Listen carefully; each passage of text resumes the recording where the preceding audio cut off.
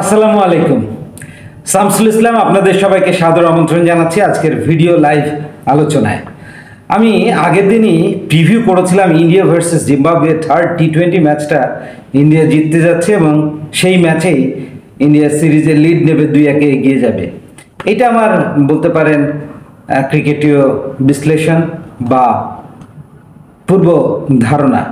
ভারত এতটাই শক্তিশালী, তৃতীয় সারির দল খেলুক, ইয়াং টিম খেলুক, সেকেন্ড টায়ারের টিম খেলুক, সত্যিকার অর্থে ভারতীয় দলের ক্রিকেট সামর্থ্য এই মুহূর্তে গ্লোবাল স্ট্যান্ডার্ডে অন দ্য মুন টপ লেভেলে অবস্থান করছে। সো ওই জায়গা থেকে আমার প্রেডিকশনটা ছিল যে টিম ইন্ডিয়া যেহেতু ওয়ার্ল্ড কাপ উইনিং টিমের 3জন ইয়াং মেম্বার শিবম দুবে, যশস্বী জয়সওয়াল এবং সঞ্জু স্যামসনকে তারা দলভুক্ত করেছে থার্ড ওয়ানডেতে। সো ওই জায়গা থেকে এই 3জনের ইনক্লুশনস ইন্ডিয়া টিমকে আরও শক্তিশালী করবে এবং সেই জায়গা থেকে জিম্বাবুয়ের মতো দলের বিরুদ্ধে ম্যাচটা জিতে তারা সিরিজের লিড নেবে। হলো তাই, 23 রানের জয়ে থার্ড টি20 জিতে এই মুহূর্তে 5 ম্যাচের সিরিজে তারা 2-1 এগিয়ে রয়েছে। Now come to the business. Toss and bat for India, it was a tricky decision এবং ব্যাটাররা, বিশেষ করে টপ অর্ডারের 2 ব্যাটার দারুণভাবে সেই সিদ্ধান্তকে সম্মান জানালেন এবং একটা বেটার স্টার্ট এনে দিলেন। রাইট লেফট কম্বিনেশনে গিল এবং জয়সওয়াল অসাধারণ পার্টনারশিপ গড়লেন। তারা পাওয়ার প্লেতে বিনা উইকেটে 55 তুলেছিলেন। টপ স্কোরার ছিলেন এদিন অধিনায়ক গিল, 49 বলে 66 রান করেছেন। ঋতুরাজ গায়কোয়াড় 28 বলে 49, জয়সওয়ালের 36, সেটা 27 বলে ফায়ার স্টার্টের পর। সঞ্জু স্যামসন 7 বলে 12 রান করে তিনি অপরাজিত ছিলেন। রিঙ্কু 1 বল খেলে অপরাজিত ছিলেন 1 রানে। অতিরিক্ত খাতে মাত্র 8টা রান এসেছিল। ওয়েল ডিসিপ্লিন ছিল Zimbabwe bowling line up. But কখনো কখনো হয় না যে সিকান্দার রাজার জিম্বাবুয়ে টিমের বোলিং ভাণ্ডতে একাধিক রিসোর্সেস থাকায় তিনি হয়তো তালগোল পাকিয়ে ফেলেছেন কাকে রেখে কাকে দেবেন। অল্টারনেটিভ অপশনস ট্রাই করতে করতে 7জন বোলারকে ব্যবহার করেছেন। Mostly they were expensive except blazing Muzarabani, 25 রানের 2টো উইকেট তার 4 ওভারের কোটায়, এবং সিকান্দার রাজা হিমসেলফ 24 রান দিয়ে 2টো উইকেট পেয়েছেন 4 ওভারের কোটায়। Rest of the bowlers were too expensive.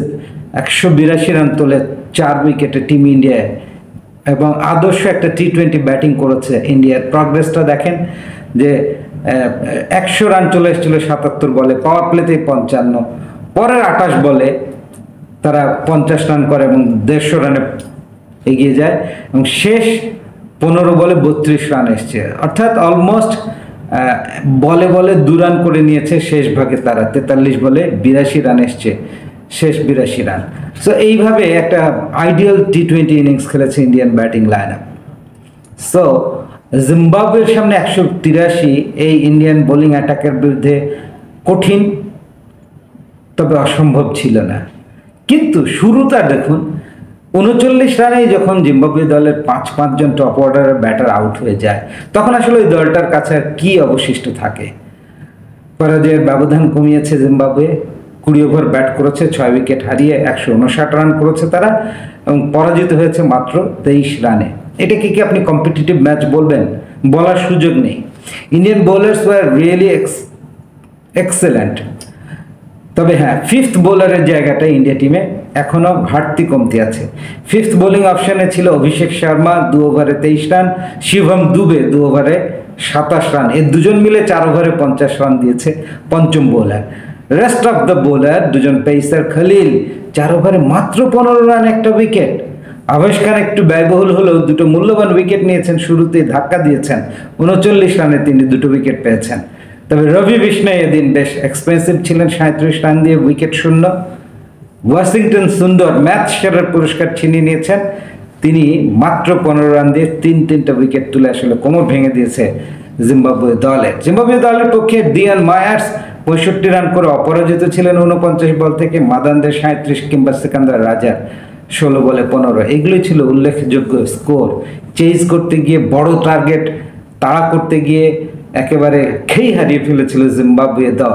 দিনের টিম ইন্ডিয়া টি20 ফরম্যাটে, হোয়াইট বল ফরম্যাটে তাদের যে পাইপলাইন বেশ সমৃদ্ধ, সেটা কিন্তু ম্যাচ বাই ম্যাচ তারা প্রমাণ করছে। পরের 2টো টি20 ম্যাচ 13 জুলাই এবং 14 জুলাই নিশ্চয়ই পরের 2টো ম্যাচে জিম্বাবুয়ের বিরুদ্ধে জিতে 4-1 সিরিজটা জিতে ঘরে ফিরতে চাইবে world champion India. Best wishes for team India. Thank you so much for watching this video. আমি খুশি হব ভিডিওটা শেয়ার করে দিলে। Thank you.